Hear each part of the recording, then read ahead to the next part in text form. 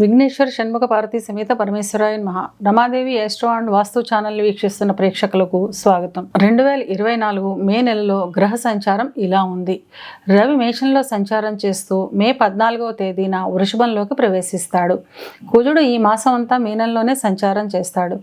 బుధుడు మీనంలో సంచారం చేస్తూ మే 10వ తేదీన మేషంలోకి ప్రవేశించి 20 రోజులు అక్కడే సంచారం చేసి మే 30వ తేదీన వృషభంలోకి ప్రవేశిస్తాడు. గత సంవత్సరంగా మేషంలో సంచరిస్తున్న గురువు మే 1వ తారీఖున వృషభంలోకి ప్రవేశిస్తాడు. శుక్రుడు మేషంలో సంచారం చేస్తూ మే 18వ తేదీన వృషభంలోకి ప్రవేశిస్తాడు. శని తన స్వక్షేత్రమైన కుంభంలో సంచారం చేస్తున్నాడు. రాహువు మీనంలోను, కేతువు కన్యలోను సంచారం చేస్తున్నారు. ఈ గ్రహస్థితిని ఆధారంగా చేసుకొని తులారాశి వారికి మే నెల మాస ఫలితాలు ఎలా ఉన్నాయి, చిన్న చిన్న పరిహారాలు ఏం చేసుకోవాలి చూద్దాం.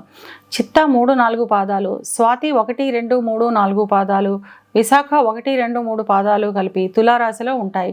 తులారాశికి అధిపతి శుక్రుడు. తులారాశి వారికి ఈ మాసం మిశ్రమ ఫలితాలు ఉంటాయి. ధన రాబడి అధికంగా ఉంటుంది. చిన్న చిన్న అనారోగ్య సమస్యలు ఉంటాయి. అధికమైన ప్రయాణాలు ఉంటాయి.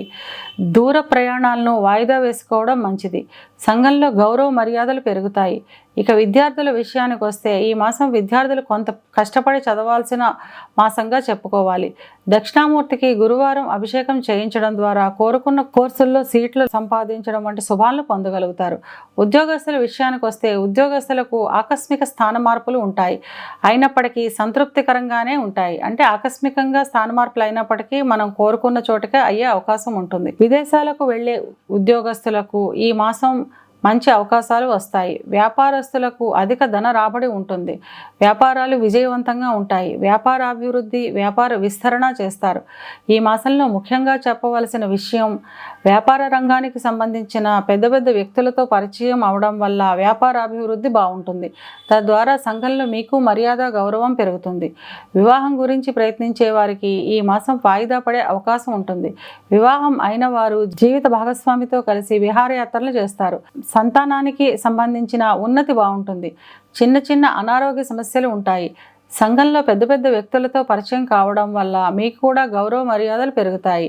ఈ మాసంలో చిన్న చిన్న ఇబ్బందులు ఉన్నప్పటికీ అన్నీ అనుకూలంగానే ఉంటాయి. ఇవి కేవలం గోచార ఫలితాలు మాత్రమే. గోచార ఫలితాలు పూర్తిగా జన్మజాతక చక్రంపై ఆధారపడి పనిచేస్తాయి. కనుక తమ జన్మజాతక చక్రాన్ని విశ్లేషణ చేయించుకోవాలి అనుకునేవారు కింది నెంబర్కి వాట్సాప్ చేసి కన్సల్టేషన్ తీసుకోండి. తులారాశి వారు అనుకూలతను పెంచుకోవడానికి, ప్రతికూలతను తగ్గించుకోవడానికి ఆదిత్య హృదయ స్తోత్రాన్ని చదవడము లేదా వినడం ద్వారా అంతా మంచిగా జరుగుతుంది.